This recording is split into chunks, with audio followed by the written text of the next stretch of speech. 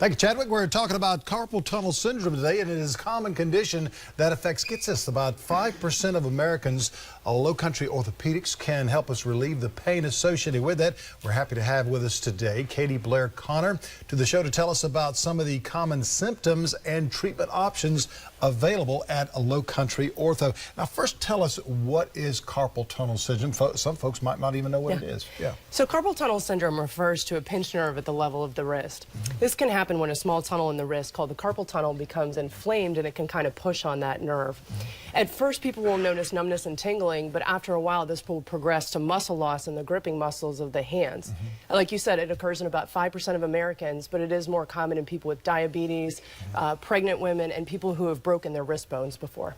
And we were talking during the break, do we see more carpal tunnel syndromes in people because of the use of computers, or maybe some of the iPhones and texting and so forth? That's a great question, and a common question that we get asked in the office. Carpal tunnel is an anatomical issue, and so anytime you use your wrist, that area can become more inflamed. So people tend to notice their symptoms more after they're doing things like typing or driving or talking on the phone or writing.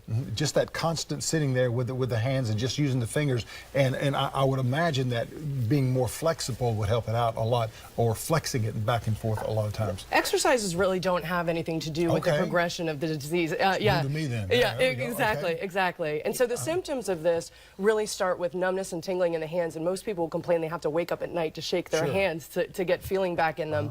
And then as it progresses, people will develop weakness with their grip, and people will complain about dropping coffee or dropping things because they can't get a good tight grip. And they can complain about kind of vague pain in the forearm. But again, these symptoms are worse with any kind of repetitive wrist motions. What sort of testing can someone have to see if they do have carpal tunnel? It's a good question. And so treatment begins with diagnosis. And the way that we diagnose this is something called a nerve conduction study. And this measures those nerves from where they start in the neck and then travel down the arm to see if the nerve in the wrist is working correctly. If that nerve conduction study shows that the nerve is pinched in the wrist, then that is carpal tunnel syndrome. Okay, so when the individual gets tested, they do just physical testing, or do you do x-rays or MRIs? Or? So anytime you come into the office, you get a baseline x-ray just to rule out any kind of bony abnormalities that may be causing your symptoms. But an MRI is not necessary for carpal tunnel. That looks more at soft tissues than it does nerves. Okay, let's get into the treatment then of carpal tunnels, because I've noticed over the last 20+ years of working here at the television station, some of the folks may have to have their right hand, more so their right hand. Is that because the person, more people are right-handed than left-handed?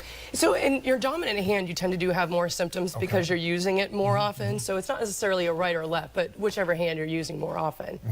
Let's get into treatment then. Okay. And so treatment is both conservative and then surgical. Conservative options only treat the symptoms. They don't prevent the progression of the muscle loss in the hand.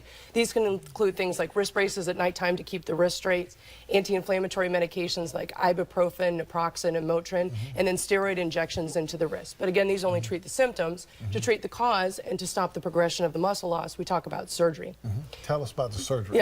So surgery is an outpatient procedure, meaning you go home the same day. It's less than half an hour. It's a small incision at the base of the palm here where the pressure on the nerve is released. After the surgery, there's no restrictions. No restrictions on movement, no restrictions on lifting. You just have a soft bandage on for 2 weeks that just protects that incision. Dr. Santiago does several of these a week, and his patients are so happy that they can get a good night's sleep again without waking up and shaking their hands. So it's actually something that's affecting the nerve, and you've got to get that problem away from the nerve so that it can do its regular job. Right, and so there's a band of tissue that sits over that nerve and can trap it. It's a very small tunnel. When it becomes squished in there, it becomes inflamed and it pinches on the nerve. So you don't think massaging, or maybe acupuncture will take care of any of that? No, because it's a mechanical problem with the nerve, it's a mechanical fix to stop the progression. You've been there a lot, so you know exactly. Yes. Thank you so much for coming in. Thank you so much for having me. About that. Some of the folks that are out there that may have some problems, give the folks at Lowcountry Orthopaedics a call, 843-797-5050. Thank you so much once again. We've got more coming up in just a moment right after the break.